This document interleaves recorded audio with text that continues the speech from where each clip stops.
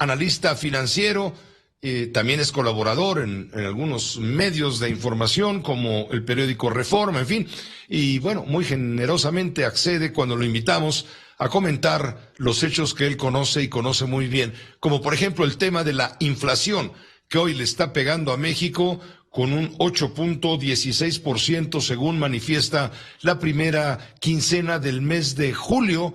Claro, estamos hablando de un 8.16% anualizado, pero es un golpe fuerte a donde más duele, que es el bolsillo de la población.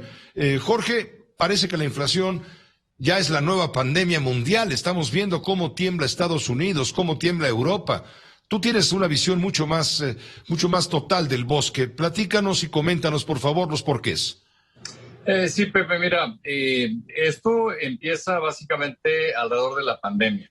Lo que la pandemia provocó fueron dos cosas. Por un lado, que la gente se quedara en casa y en casos como, por ejemplo, el de Estados Unidos, que recibieron cheques, digamos, de ayuda por parte del gobierno, se los gastaron básicamente demandando cosas. O sea, dejaron de demandar servicios porque no estaban saliendo, yendo a restaurantes, viajando, yendo al cine.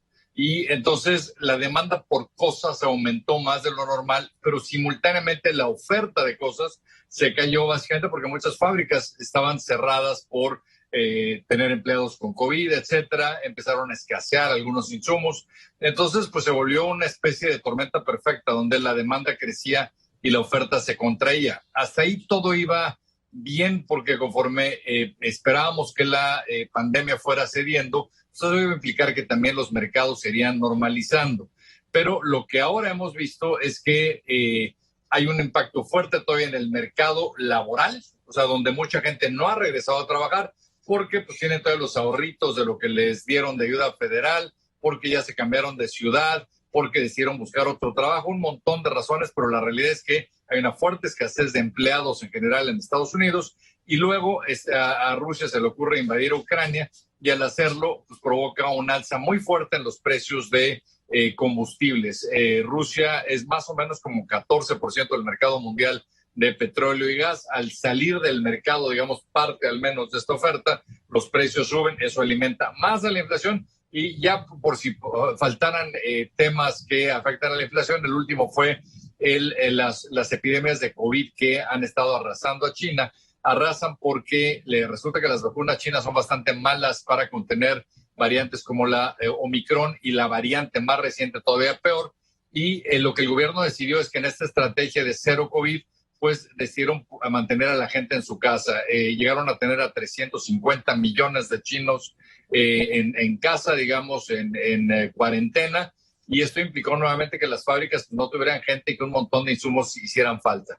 Entonces, en eso estamos hoy, Pepe. O sea, las cosas se pueden ir normalizando, pero la realidad es que hay un montón de factores que se acumularon de golpe y que llevan a que estemos viendo los niveles de inflación que estamos viendo. Exactamente, a eso iba enseguida. En México, ¿qué tanto esta inflación que ahora le pega, por supuesto, a nuestro bolsillo en este país, es imputable a la importación justamente de los factores que has mencionado en el resto del mundo? ¿Qué tanto es inflación generada dentro del país y qué tanto está contagiada por la importación de inflación de otras naciones? Tiene que el grueso es impacto de lo que está viniendo de fuera, a pesar de que en México se está subsidiando la gasolina, algo que en mi opinión personal es un grave error porque es algo extraordinariamente costoso y que no beneficia a la gente más pobre, que es la más afectada con el alza en precios de combustible. A pesar de eso, sigue habiendo un encarecimiento en las cadenas de suministro que está pegando. Entonces, México no se está salvando. Básicamente estamos viendo niveles de inflación, yo diría, similares en Estados Unidos, en Europa, en algunos países de América Latina hay mucho más inflación, como sería el caso de Argentina, que anda en niveles de inflación como del 60%. La inflación en Venezuela anda por ahí del 1000%. O sea, hay casos, digamos, extremos de inflación, pero el caso de México es el componente principal es externo.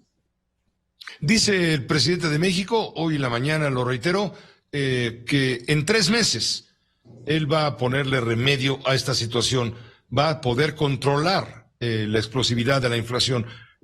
¿Cómo tiene que hacer el presidente? ¿Tú crees que lo logre Jorge Suárez Vélez? El presidente está ofreciendo algo que no puede cumplir. O sea, lo que está ocurriendo no tiene nada que ver con cosas que pueda hacer él. Ya trató de hacerlo, como decía, suciando la gasolina y desperdiciando la friolera de unos 20,000 millones de dólares intentándolo. Creo que las cosas no van por ahí.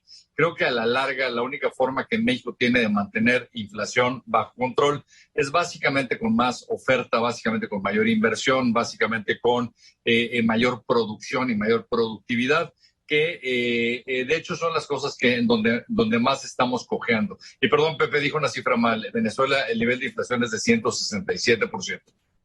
Habías dicho algo más, habías dicho 1000%. Sí, demasiado alta.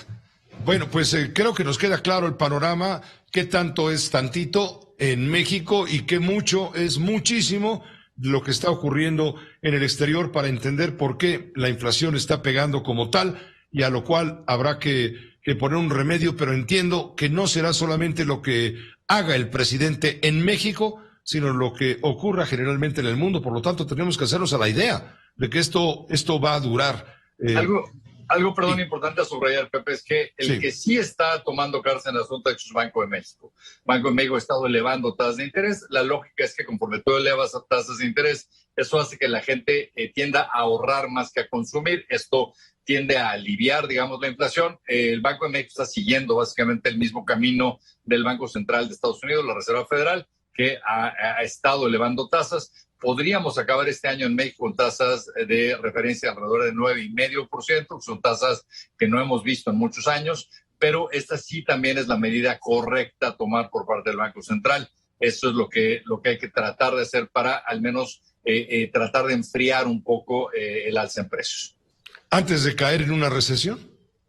Yo creo que la recesión, Pepe, en mi opinión, se va a dar de todas formas. Probablemente no este año, creo que es más probable que sea el año que viene, pero ciertamente no estaríamos esperando una recesión, digamos, de la magnitud de la que vimos por ahí de 2008, 2009. Creo que será una recesión más suave. Algo que nos beneficia en México es que Estados Unidos, a pesar de todo esto que estamos viendo, es una economía que se ve bastante fuerte. Cuando la pandemia pegó en Estados Unidos, probablemente pegó en el mejor momento posible porque Estados Unidos tenía tasas de desempleo muy bajas, las más bajas en 50 años.